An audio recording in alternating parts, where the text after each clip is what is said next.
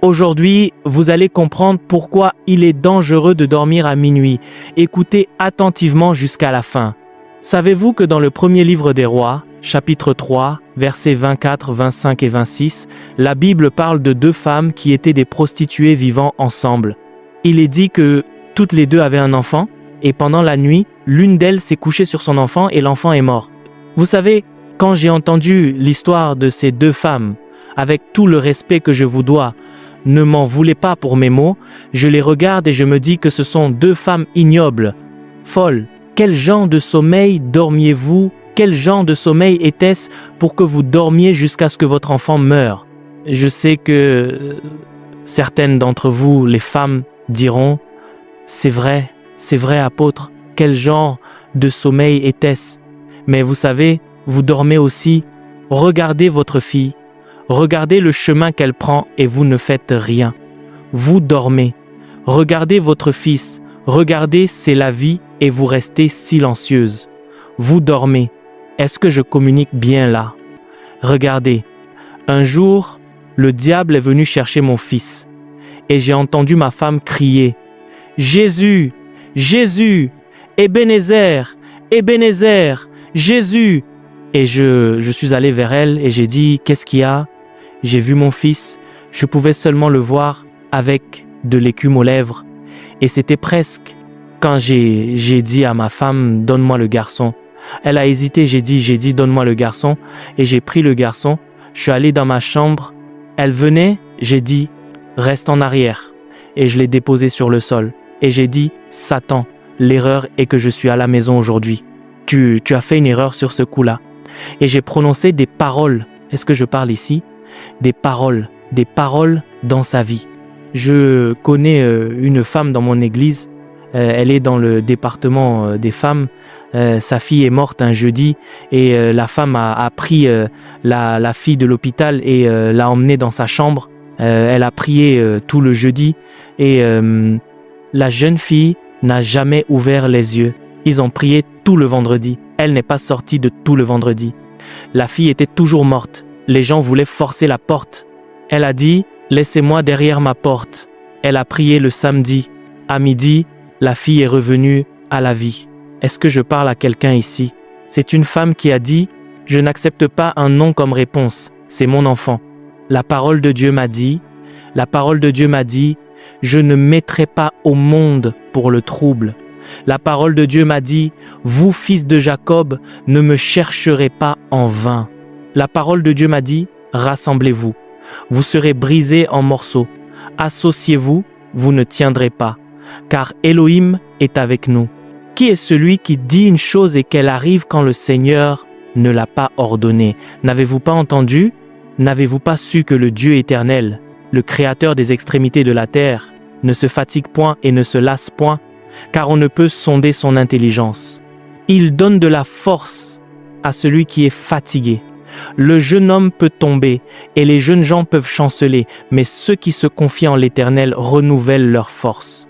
Ils prennent le vol comme les aigles, ils courent et ne se lassent point, ils marchent et ne s'évanouissent point. Vous ne servez pas un Dieu mort, vous servez un Dieu puissant. Il est le même hier, il est le même aujourd'hui. Il est le même éternellement. Quand Dieu dit oui, aucun homme ne peut dire non. Quand Dieu vous élève, aucun homme ne peut vous rabaisser. Dieu est de votre côté. La puissance est de votre côté. La gloire est de votre côté. Que quelqu'un crie oui. Veuillez vous asseoir. Frappez et divisez. Frappez. Êtes-vous au courant? Êtes-vous au courant? Si vous lisez les versets 26, 27 et 28 du premier livre des rois, chapitre 3, la Bible dit « La femme qui était une fraude entre les deux a dit « Que cet enfant ne soit ni à moi ni à toi. Nous devons comprendre la spiritualité de la vie. En d'autres termes, si vous ne pouvez pas les arrêter, divisez-les. Si vous ne pouvez pas les arrêter, et vous ?» J'aimerais parler à quelqu'un ici. C'est pourquoi ils ont dit à Moïse concernant la sortie d'Israël, « Vous pouvez partir, mais que votre bétail reste derrière. » Oui, oui, oui, oui. Donc, Même si nous ne pouvons pas arrêter votre émancipation, réduisons votre productivité. Oui, oui. Même si nous ne pouvons pas arrêter votre ascension, ayez tous les diplômes que vous voulez dans la vie, allez à l'école, obtenez votre maîtrise, écrivez votre thèse, faites votre dissertation, mais ne les utilisez jamais pour quoi que ce soit.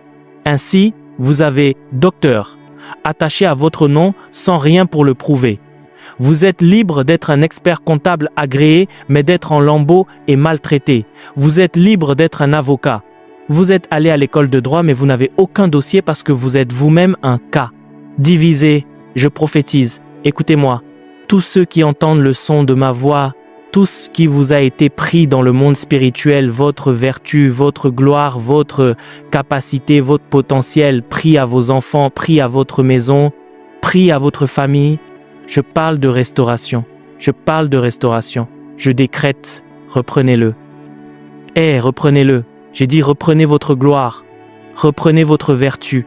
Reprenez votre croissance. Reprenez la productivité. Reprenez l'autonomisation. Que quelqu'un dise « je le reprends ». Je le reprends.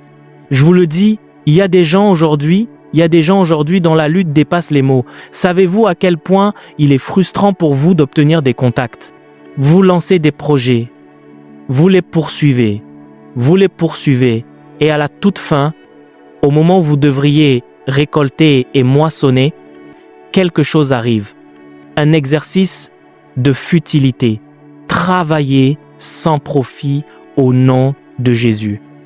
Tout ce qui vous a été pris, tout ce que l'ennemi vous a volé, je décrète la restauration. Je décrète la restauration. Je décrète la restauration. Je décrète la restauration. Je décrète la restauration pour... Puis-je continuer? Prenez place, prenez place, prenez place. Pour chaque bataille de la vie, pour chaque confrontation que vous voyez, pour chaque défi que vous vivez, pour chaque montagne devant vous, cela vient de quelque part. Dans Job 5, verset 6, il est dit que l'affliction ne sort pas de la terre, le malheur ne germe pas du sol. Est-ce une bataille? Elle vient de quelque part. Est-ce un défi? Il vient de quelque part. Est-ce une affliction? Elle vient de quelque part.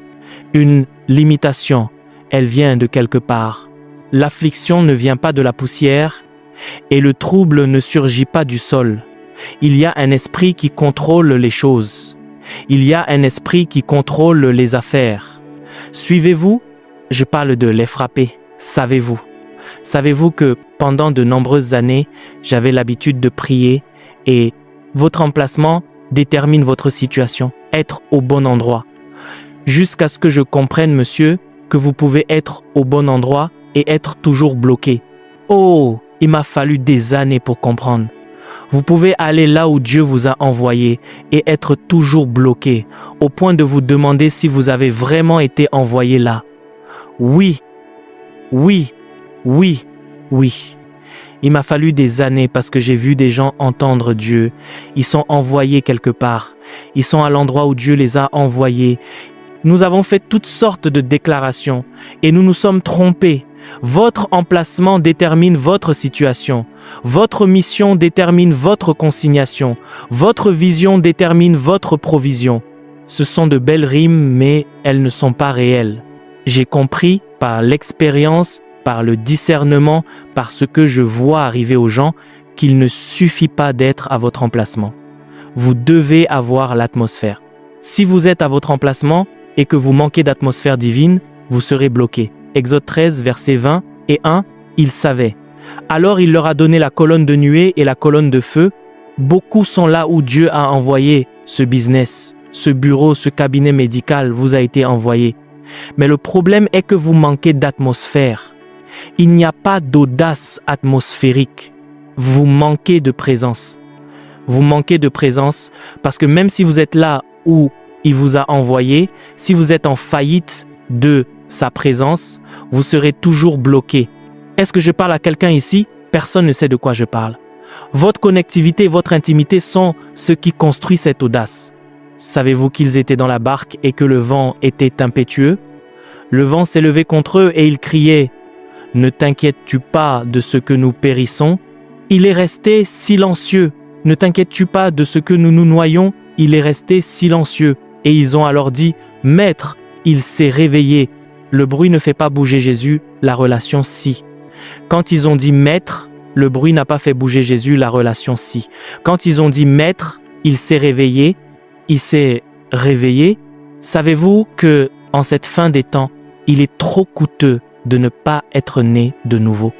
Il est trop coûteux de ne pas être né de nouveau en cette fin des temps où tout échoue. Est-ce que je parle à quelqu'un ici? Quand nous vivons maintenant dans une société boueuse, quand l'homme qui dit qu'il y a de la lumière au bout du tunnel est lui-même dans les ténèbres, tout échoue. C'est donc une erreur pour vous de ne pas être connecté à une divinité. C'est une erreur pour vous d'être nominal. Je suis un libre penseur. Je suis un libre penseur. Je crois juste en l'évolution. L'homme a juste évolué. Je suis un libre penseur. Aucun problème. Il y a des batailles qui aligneront votre esprit. Il y a des confrontations que vous verrez et vous comprendrez que nous sommes dans un monde d'esprit. Les gens sont dépendants sans que ce soit leur faute. Il y a un esprit. Quelqu'un ne peut pas se sortir de l'alcoolisme parce que c'est spirituel. L'addiction à l'alcool est spirituelle. C'est pourquoi toutes les boissons entrent dans la catégorie d'un seul mot, spiritueux, pour voir la spiritualité de la vie. Et Balak a dit, viens. Cela vous montre. Savez-vous que si vous étudiez les Écritures, ils ont érigé 21 autels, 21. Et il a dit à Balaam, implique-toi, sois prêt pour la parole. Vous savez, dernièrement, Dieu me parle et il m'a dit, il a commencé cela en janvier, il a dit, commence à parler aux gens de leurs responsabilités. Il a dit, parce que beaucoup se demandent pourquoi les prophéties sont en suspens. Beaucoup se demandent pourquoi ceci a été dit. Il a dit, fils, le problème avec l'Église est qu'il manque de mentalité de responsabilité. Oui, ils en manquent. Aux hommes, cela est impossible, mais à Dieu, tout est possible. Pas par Dieu, pas en Dieu, pas pour Dieu. Il est dit avec, tant que vous êtes connecté à Dieu et que vous êtes avec Dieu, toutes les choses sont avec. Il y a donc une responsabilité. Toute foi qui vous décharge de votre responsabilité est une foi irresponsable. Oui, monsieur, toute foi qui vous décharge de votre responsabilité avec Dieu, avec son onction et sa grâce. Il est entré dans une ville et il n'a pu faire aucun miracle. Il était la guérison personnifiée. Il n'a pu faire aucun miracle et il savait ce qui se passait dans les cœurs. Et devinez ce qu'il a dit. Il a dit, je sais que vous direz, ce que tu as fait à Capernaum, fais-le ici. Ce que tu as fait au lit, fais-le ici. Il a dit, mais il y avait beaucoup de veuves au temps d'Élisée. Il a dit, mais il n'a été envoyé vers aucune d'entre elles, sauf vers la femme de Sarepta. Il y avait beaucoup de lépreux au temps de Naaman d'Élisée. Il n'a été envoyé vers aucun, sauf vers Naaman. Pourquoi? Pour parler de la place de la responsabilité. Pourquoi la veuve a-t-elle été envoyée? Élisée a été envoyé vers la veuve. Elle s'est préparée. Naaman, Égypte. Il parlait de « je suis oint ». Mais si vous n'êtes pas responsable et pas réceptif, malgré cela, c'est pourquoi certaines personnes peuvent être sous une onction, d'autres témoignent et elles ne le font pas. Alors j'ai été ici et ils ont dit que Dieu est ici, pourquoi ne le vois-je pas dans ma vie? L'irresponsabilité vous fait douter de l'authenticité d'une onction. L'irresponsabilité vous fait douter de l'authenticité d'une onction. L'irresponsabilité spirituelle vous fait douter de l'authenticité d'un oint. Frappé. Ainsi, quand des paroles sont prononcées, les gens sont frappés. Votre maladie est projetée. Je vous le dis, laissez tomber votre formation occidentale. Cette formation occidentale. Merci Dieu pour l'Amérique, mais il y a des choses qui sont spirituelles. Merci Dieu pour le monde occidental. Il y a des choses qui sont spirituelles. Laissez ça. Essayez de tout expliquer logiquement. Vous devenez un calcul. Non, c'est pour ça que ceci est comme ça. Non, non, non, c'est comme ça. Non, non, non, c'est comme ça. Non, non, non. J'ai connu un jeune homme qui est très cultivé, qui a beaucoup lu. Quand nous parlons, il dit qu'il aime débattre avec moi. Il a lu la Bible plus de 10 fois. Alors, il commence à me dire certaines choses qui, logiquement, n'ont pas de sens. Et je le laisse parler. Il parlait et je disais, eh bien, c'est mon propre point de vue. Tout ce que je disais, il le démolissait. Tout ce que je disais, il le démolissait. Il me disait, en l'an 1234 après Jésus-Christ. Il me donnait l'histoire. Et j'appréciais cela parce que j'apprenais beaucoup de lui. Je prenais juste des cours. Le jeune garçon, il a tellement lu. Il disait qu'il s'enfermait pendant des jours avec des livres. Il lisait et ses lectures l'avaient confus comme Paul. N'oubliez pas qu'Agrippa a dit « Ton grand savoir te fait déraisonner ». Donc le gars était ainsi jusqu'au jour où la mère a perdu la raison. Elle s'asseyait, elle fixait un point, elle commençait à rire, elle courait partout. Au début, j'ai dit « Que penses-tu qui se passe ?» Il a dit « Hallucination ». J'ai dit « D'accord ». Je suis resté silencieux. Il a des réponses pour tout. Il a dit c'est juste une hallucination et un trouble de l'esprit. J'ai dit d'accord. Il a continué à dire cela jusqu'au jour où la mère a pris un couteau et est venue dans sa chambre. Quand il a vu sa mère arriver, il a couru et il m'a appelé. Il a dit « Papa, papa, papa, s'il te plaît, papa, s'il te plaît, est-ce que je peux t'appeler en vidéo ?» Et il m'a montré, la mère venait vers lui et il s'est enfui. Il est arrivé et il a dit « Est-ce que je peux rester en ville quelque temps ?» J'ai dit « Quel est le problème ?» Il a dit « Ma mère, je ne sais pas ce qui se passe. » J'ai dit « Je pense que… » Il a dit « Ce n'est rien d'autre. Il y a un esprit. » Il dit « Je ne pense pas autre chose. Celui-ci est un esprit. » Il y a un esprit. J'ai dit « Un esprit. Est-ce que les esprits sont réels ?» Je croyais qu'il disait que c'était un produit de son imagination. Il a dit « Non, non, non, celui-ci, non. Il n'y a pas de voie logique. » J'ai dit « Dieu, merci, enfin, cette âme sera sauvée. » Alors, je leur ai envoyé quelqu'un pour amener la mère. Je veux dire, c'était fou. Alors que je la voyais en bas, j'étais sur le point de lui imposer les mains. Elle était violente. J'ai dit « Amenez-la au bureau. » Elle est venue au bureau, mais elle n'a pas utilisé l'ascenseur. Ils l'ont fait passer par les escaliers. Quand elle est arrivée là, elle était en colère. Et ils l'ont assise et ont commencé à exercer le ministère. Elle a quitté le bureau, totalement guérie. Le jeune homme pleurait, il sanglotait, il pleurait. Et il m'a envoyé de longs messages, mais toujours avec autant de références et tout. Et à la fin de la journée, il a dit « Jésus est roi ». J'ai eu une profonde… il est né de nouveau maintenant. Il est en feu, il parle en langue. Maintenant, je l'aime bien parce que c'est mon chien d'attaque. Quiconque vient apporter de la logique, il les allume. Quiconque parle de rationalisation, il dit « J'ai lu ce livre, vous parlez de tel et tel livre, vous avez tort. » Parce qu'il a vu la spiritualité de la vie, frappée et divisée. Et il y en a certains parmi vous qui sont très à l'aise maintenant avec la façon dont les choses se passent, mais vous n'êtes pas conscient que ce n'est pas votre meilleur. Quelque chose a été divisé, quelque chose a été pris. Vous pensez que vous vous en sortez bien, mais vous n'êtes pas conscient que ce n'est pas votre meilleur. Il y a quelque chose de plus que cela. Le plus grand ennemi de votre prochain niveau est votre dernière réussite.